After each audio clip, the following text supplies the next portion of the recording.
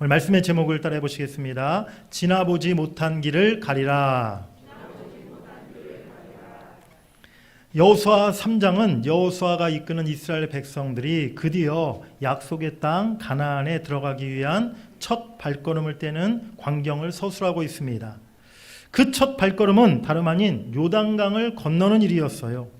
이 사건은 출애굽 때 처음 홍해를 건넌 일에 버금가는 위대한 역사였습니다. 우리 여호수아 4장 23절 말씀을 한번 같이 읽어보시겠습니다. 너희의 하나님 여호와께서 요단물을 너희 앞에서 마르게 하사 너희를 건너게 하신 것이 너희 하나님 여호와께서 우리 앞에 홍해를 말리시고 우리를 건너게 하심과 같았나니.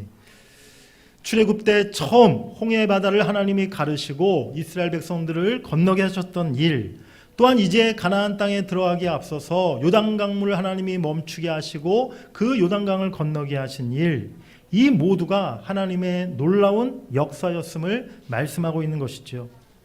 출애굽에서 가나안 입성까지의 과정 중에 빼놓을 수 없는 기념비적인 사건이 바로 홍해의 기적과 요단강의 기적이었음을 우리가 기억해야 될 줄 믿습니다. 우리 첫 번째로 따라해 보시겠습니다. 앞길을 막고 있는 요단강.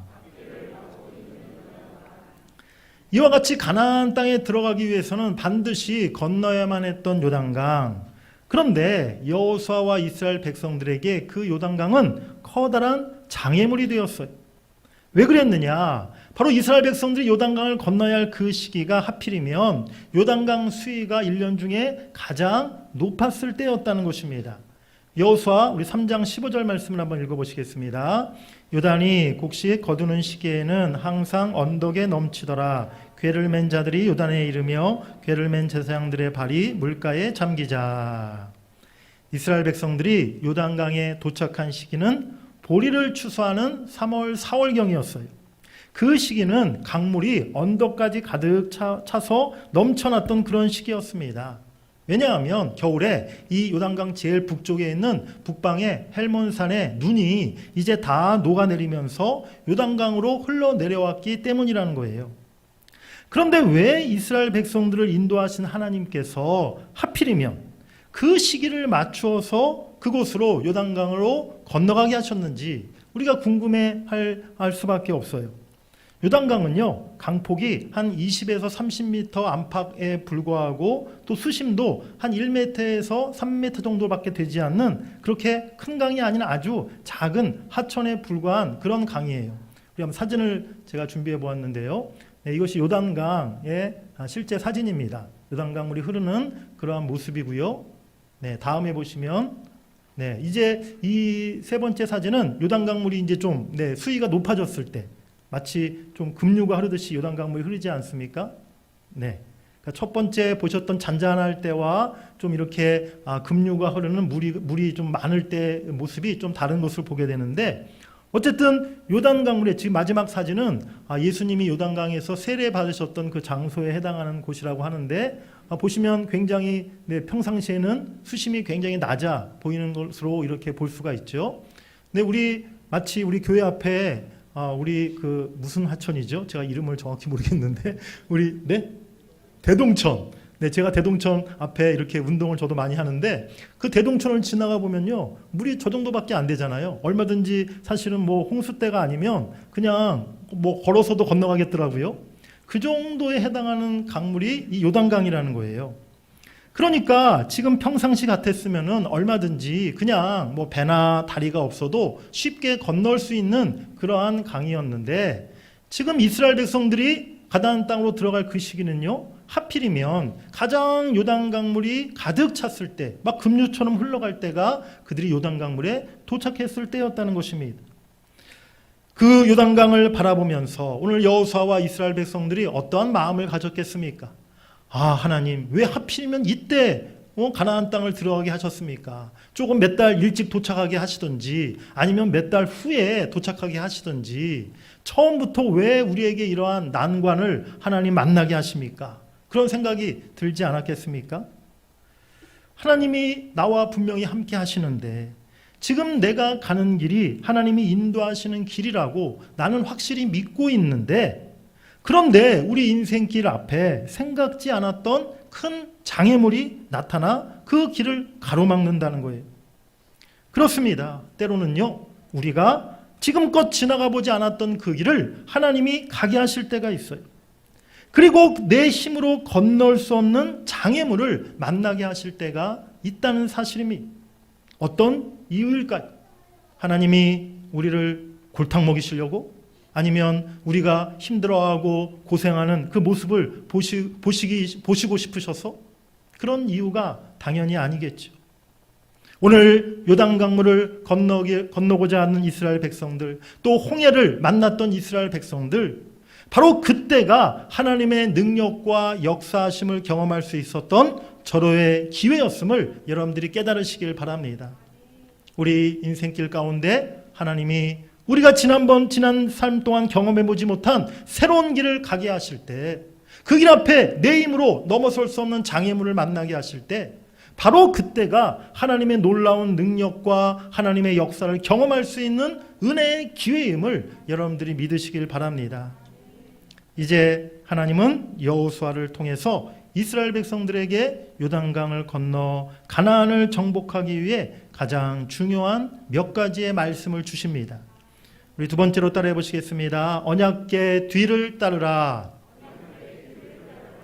우리 3절 말씀 같이 읽겠습니다. 시작. 백성에게 명령하여 이르되 너희는 레위 사람 제사장들이 너희 하나님 여호와의 언약궤 매는 것을 보거든 너희가 있는 곳을 떠나 그 뒤를 따르라. 아멘. 제사장들이 하나님의 언약궤를 메고 앞장서면 백성들은 그 뒤를 따라 요단강을 건너 행진하라 라고 하나님이 그렇게 명하셨어요. 언약궤는요, 그 안에 모세가 일찍이 시내산에서 받았던 10계명 돌판이 있었습니다. 그리고 이 언약궤는 언제나 하나님의 임재를 상징하는 그런 성물이었던 것입니다. 이스라엘 백성들이 가나안 땅으로 들어가는 첫 관문인 요단강을 통과할 때에 오직 하나님의 임재하심, 하나님의 함께하심, 그리고 하나님의 말씀을 앞세우라고 오늘 하나님은 명령하신 줄 믿습니다. 이 사실은 오늘 우리들에게도 아주 중요한 교훈을 주고 있어요. 우리가 이전에 가보지 않았던 새로운 길을 걸어갈 때, 그 길 앞에 놓여진 장애물들을 넘어야 할 때, 우리는 내 방법이나 내 지식이나 경험을 앞세워서는 안 된다는 것입니다. 혼자서 그 요단강물을 막 헤엄쳐서 건너려고 애써서는 안 된다는 거예요. 오늘 모든 이스라엘 백성들이 하나님의 말씀인 언약궤를 앞장세워 행진했던 것처럼 우리도 하나님의 말씀을 앞세워 우리의 인생을 살아가야 될 줄 믿습니다. 사랑하는 여러분들, 하나님의 말씀이 여러분들에게 어떤 의미이고 또 여러분들이 말씀을 통해 얻고자 하는 것이 무엇입니까? 어떠한 지적인 만족과 내 마음의 감동과 위로와 또 새로운 깨달음, 그런 것들을 얻고자 여러분들은 말씀을 읽고 또 말씀을 듣고 묵상하십니까? 하나님의 말씀은요, 살아있어서 우리 영혼과 심령을 쪼개고 우리 마음과 생각을 새롭게 하는 능력이 있는 줄 믿습니다. 우리의 삶을 변화시키고 우리를 구원에 이르게 하고 하나님의 선한 일을 행할 능력을 우리에게 주심을 여러분들이 믿으시길 바랍니다. 그저 지적인 만족, 어떤 마음의 감동, 그것 정도에 머무르는 것이 하나님의 말씀이 아니라는 거예요. 우리 디모데후서 3장 15절 17절 같이 읽겠습니다.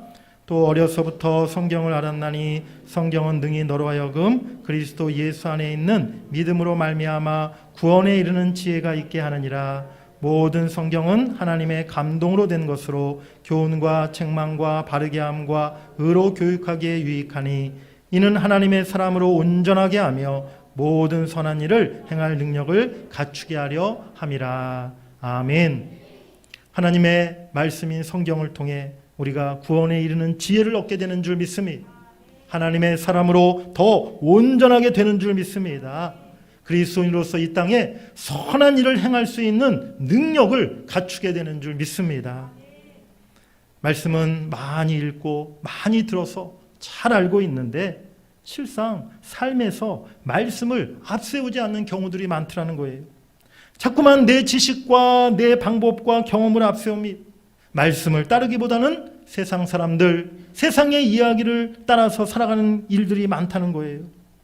성경 말씀은 그저 신앙의 영역에서만, 영적인 부분에만, 교회 생활에만 적용되는 것이 아닌가.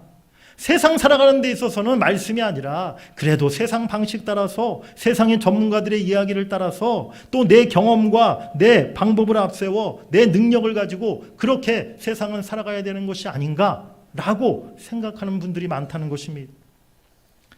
히말라야 에베레스트 산을 정복한 유명 산악인의 말을 들어보면요, 에베레스트 산을 올라갈 때 여러 유형의 사람들이 있다는 거예요. 첫 번째 사람은요, 나는 이번에 이 산을 무슨 수를 써서라도 내가 올라가겠다라고 다짐을 하면서 아주 용기와 의욕이 넘치는 그러한 사람이 있다는 것이죠.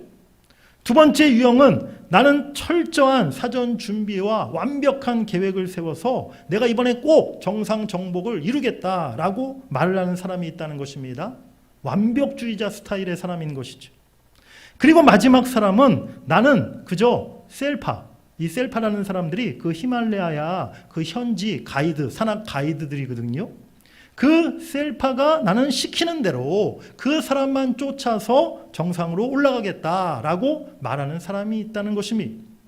결과적으로 세 유형의 사람들 중에 누가 정상을 밟았겠습니까? 세 번째, 셀파가 시키는 대로만 하겠다라고 한 사람만 산 정상에 올라갈 수 있었다는 것이죠. 그렇습니다. 우리도 하나님께서 하라고 하는 대로만 하면은 우리의 삶의 인생이 하나님의 복된 삶으로 살아가게 되는 줄 믿습니다. 우리의 인생에서 그저 신앙의 영역에서만, 교회 생활 안에서만 우리가 말씀을 지키고 따르고 살아가는 것이 아니라 우리 삶의 모든 부분에서, 우리 삶의 모든 영역에서 우리가 하나님의 말씀을 앞세워 살아가야 한다는 것이죠. 우리의 가정을 세워가면서, 우리 자녀들을 양육함에도, 내가 직장 생활하고, 내가 사업장을 경영하고, 내가 일터에서 인간관계를 맺고, 내가 세상에서 공부하고, 내가 세상에서 모든 사람들을 만나는 그 모든 관계 속에서도 우리 그리스도인들은 그 모든 삶에서 언제나 하나님의 말씀을 앞세워 살아가야 될 줄 믿습니다. 세상은 말합니다. 높아지고 출세하라고. 그런데 하나님은 우리에게 낮아지고 섬기라고 말씀하십니다. 세상은 세상과 적당히 타협하며 살아가라고 말합니다. 하지만 하나님은 거룩과 성결함을 지키라고 말씀하십니다. 세상은 탁월해지라고 이야기하는데 하나님은 그리스도를 닮아가라고 하십니다. 세상은 자기를 자랑하라고 하고 하나님은 자기를 부인하라고 하십니다. 세상은 먹고 마시고 즐기라고 하고 하나님은 먼저 하나님 나라와 의를 구하라고 하십니다. 세상은 이 땅에 더 많은 것을 쌓아두라고 하고 하나님은 하늘의 보화를 쌓으라고 우리에게 말씀하십니다. 여러분들 어떤 것을 쫓으시겠습니까? 어떠한 길을 따르시겠습니까? 우리는 세상을 따르는 자가 아니라 하나님을 따르며 말씀을 따르는 사람이 되어야 될 줄 믿습니다. 오늘 하나님은 이스라엘 백성들에게 분명하게 너희가 있는 곳을 떠나 그 뒤를 따르라 라고 말씀하세요. 지난날 내가 머물러 있었던 실패의 자리, 내 인간적인 세속적인 그러한 자리를 이제 떠나서 주의 말씀을 따라 앞으로 나아가시는 여러분들이 되시기를 간절히 바랍니다. 우리 이어서 4절 말씀 한번 같이 읽어보시겠습니다. 시작. 그러나 너희와 그 사이 거리가 2000규빗쯤 되게 하고 그것에 가까이 하지는 말라. 그리하면 너희 행할 길을 알리니 너희가 이전에 이 길을 지나보지 못하였음이니라. 아멘. 하나님의 언약궤와 이스라엘 백성들의 거리를 한 2000규빗쯤 거리를 두라. 가까이 하지 말라라고 하나님이 또한 이 명령을 주십니다. 1규빗이라는 것은요, 어른의 팔꿈치부터 손끝까지 이 정도 되는 그 길이를 말하는 것인데요. 오늘날의 길이로 말하면 대략 한 45cm 정도 된다고 합니다. 그래서 2000규빗은 약 한 900m 되는 거리를 말하는데요. 꽤 먼 거리죠. 그 정도 거리를 이스라엘 백성들이 요단강을 건널 때 언약궤와 그렇게 거리를 두고 가까이 하지 말라라고 하나님이 말씀하신 거예요. 하나님 말씀의 거룩성을 하나님이 지금 강조하고 있는 것입니다. 하나님의 말씀은 언제나 순수성과 절대성을 가지고 있다는 사실을 여러분들이 기억하시길 바랍니다. 절대로 세속적인 어떠한 것들로 인간적인 어떠한 교훈과 인간적인 생각들로 하나님의 말씀을 우리가 자의적으로 해석하고 하나님의 말씀을 왜곡하고 더럽혀서는 안 된다는 거예요. 오늘날 이 시대에 하나님의 말씀을 자꾸만 변질시키고 왜곡시키고 인간적인 그러한 판단으로 해석하는 일들이 얼마나 많습니까? 오늘 이어지는 5절에 보면 너희는 자신을 성결하게 하라 라고 하나님이 말씀하고 있어요. 하나님의 말씀은 우리가 어떠한 인간이 결코 손댈 수 없는 절대적인 거룩성을 지니고 있음을 오늘 하나님이 분명히 말씀하고 있는 줄 믿습니다. 사랑하는 여러분들, 내가 하나님 말씀보다 앞서가려고 하면 안 되는 것입니다. 내가 하나님의 말씀을 그저 자의적으로 세상적인 기준으로 세상적인 오늘날의 가치관을 따라 그렇게 마음대로 하나님의 말씀을 바꾸어 버려서는 안 된다는 거예요. 말씀이 가라 하면 가고 말씀이 멈추라 하면 멈추는 신앙이 되어야 될 줄 믿습니다. 내 생각을 앞세우는 것이 아니라 내가 앞서가는 것이 아니라 언제나 하나님 말씀을 뒤쫓아 하나님 말씀을 따라가는 신앙이 복된 신앙임을 여러분들이 믿으시길 바랍니다. 우리 한번 크게 따라해 보시겠습니다. 말씀이 그렇다고 하면 그런 것이다. 우리 한 번 더 해보시겠습니다. 말씀이 그렇다고 하면 그런 것이다. 아멘. 믿으십니까? 하나님의 말씀이 그렇다고 하면 그런 것이죠. 자꾸만 거기에 내 생각을 덧붙이고 아닌 것 같은데요. 제 생각은 이런데요. 목사님 그게 아닌데요. 그런 마음을 우리가 이제 버려야 하는 것입니다. 하나님 말씀이 그렇다고 하면 그런 것입니다. 그러한 절대적인 하나님 말씀을 따라 사는 삶을 살아갈 때 우리의 삶에 하나님이 새로운 길, 새로운 은혜를 베푸시는 줄 믿습니다. 우리 세 번째로 따라해 보시겠습니다. 제사장들이 앞서 행진하라. 우리 오늘 본문 5절을 같이 읽겠습니다. 여호수아가 또 제사장들에게 말하여 이르되 언약궤를 메고 백성의 앞서 건너라 하매 곧 언약궤를 메고 백성의 앞서 나아가니라. 아멘. 하나님은 여호수아를 통해 이제 이스라엘 백성들이 요단강을 건널 때 맨 앞장서서 제사장들이 법궤를 메고 그 요단강을 건너라 라고 명령하세요. 우리들이 생각할 때는 지금 요단강을 건너면 곧바로 지금 여리고성이 있는 것이거든요. 그야말로 이제는 적진 한복판으로 들어가는 거예요. 그러면 전쟁에서 이 전쟁터에 적진에 들어갈 때 가장 맨 앞에 누구를 세워야겠습니까? 가장 전쟁에 능하고 싸움을 잘하는 완전 무장한 그러한 군사들, 대장들을 맨 앞에 세워야 되지 않겠습니까?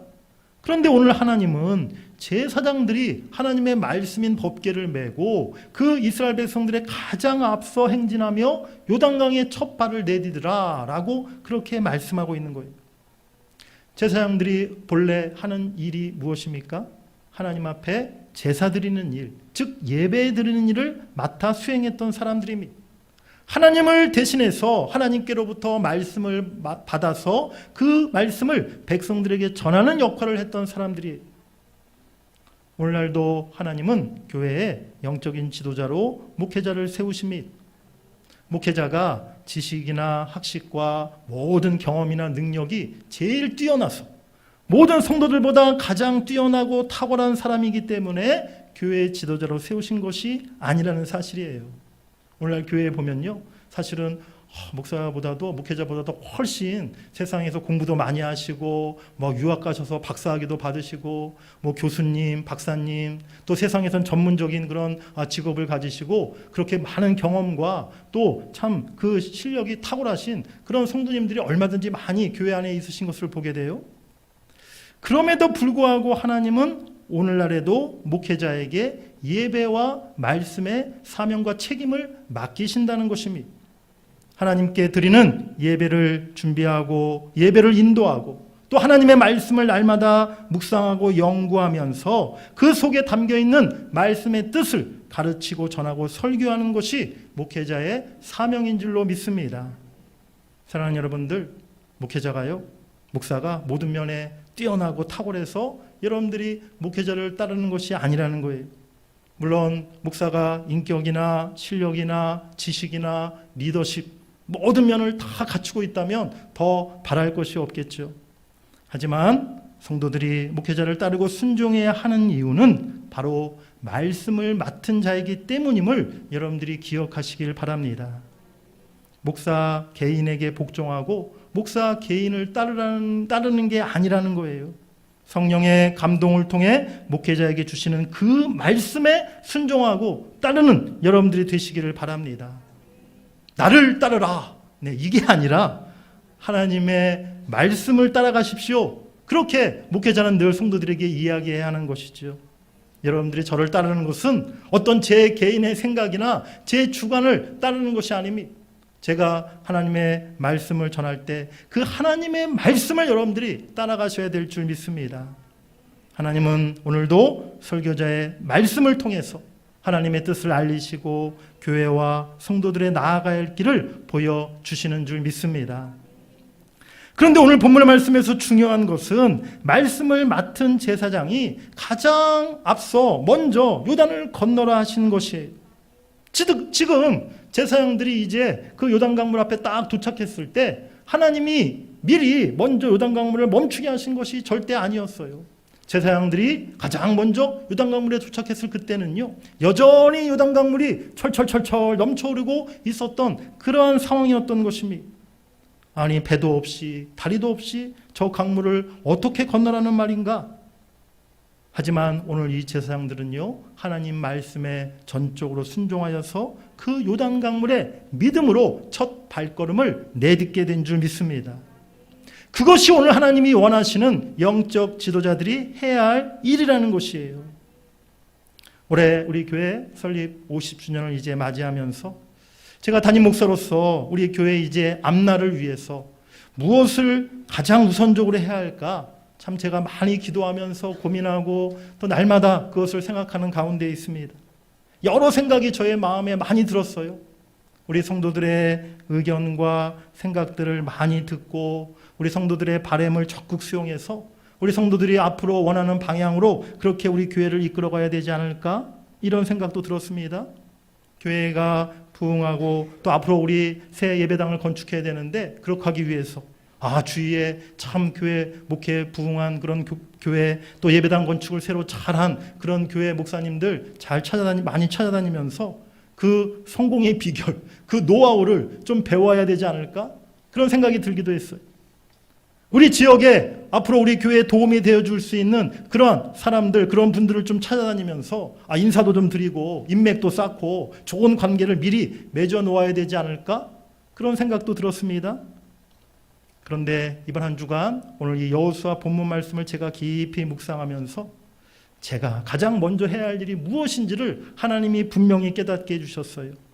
내가 해야 할 일은 하나님의 말씀을 내가 먼저 메고 하나님의 말씀을 붙잡고 내가 먼저 가나안 땅을 향해 나아가야 되는 것이구나.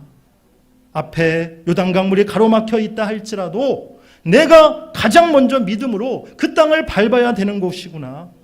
제가 먼저 말씀을 짊어지고 말씀을 날마다 붙잡고 엎드려 기도하면서 믿음으로 순종하고 믿음으로 도전하고 믿음으로 선포하면서 우리 모든 성도들이 그 뒤를 따르도록 해야 하는 것, 바로 그것이 제가 오늘 해야 할 사명임을 깨닫게 된 줄 믿습니다. 오늘 언약궤를 맨 제사장들이 요단강에 발을 내디뎠을 때 어떠한 일이 벌어졌습니까? 우리 여호수아 3장 15절 17절 한번 같이 읽어보시겠습니다. 시작.